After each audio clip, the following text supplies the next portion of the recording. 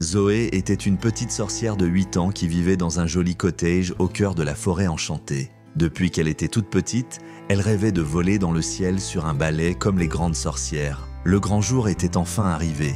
Sa maman lui avait offert son tout premier balai volant, un modèle spécialement conçu pour les apprenties sorcières. Zoé était aux anges. Elle s'installa sur son balai, prit une grande inspiration et prononça la formule magique. « Balai, envole-toi !» Mais au lieu de s'élever doucement dans les airs, le balai bondit en avant comme une grenouille effrayée. Zoé, surprise, s'accrocha de toutes ses forces. Le balai tourna sur lui-même, fit des zigzags et fonça droit dans un buisson. « Aïe, ça ne s'est pas passé comme prévu », se dit Zoé en se relevant et en retirant les feuilles de ses cheveux.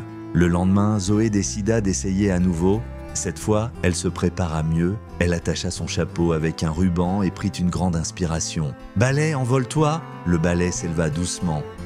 Soudain, il se mit à tournoyer dans tous les sens comme un manège fou. Zoé essaya de le contrôler, mais il refusa d'obéir et la déposa directement dans une flaque de boue. « Burk !» grogna-t-elle en s'essuyant le visage. Zoé était frustrée. Pourquoi son balai n'en faisait-il qu'à sa tête ? Elle alla voir son amie Margot, une petite sorcière très douée en magie. « Peut-être qu'il est timide ?» suggéra Margot. « As-tu essayé de lui parler gentiment ?» Zoé haussa un sourcil. Parler à son balai, c'était une idée étrange d'un « mais pourquoi pas ?»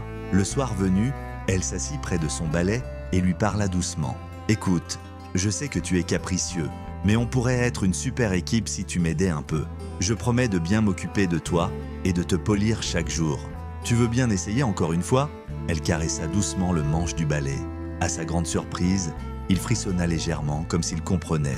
Le lendemain matin, Zoé monta sur son balai avec un peu d'appréhension. « Balai, envole-toi !» Cette fois, il décolla lentement, en douceur. Zoé sentit le vent caresser son visage et son cœur bondit de joie. « Ça marche !» s'écria-t-elle en riant.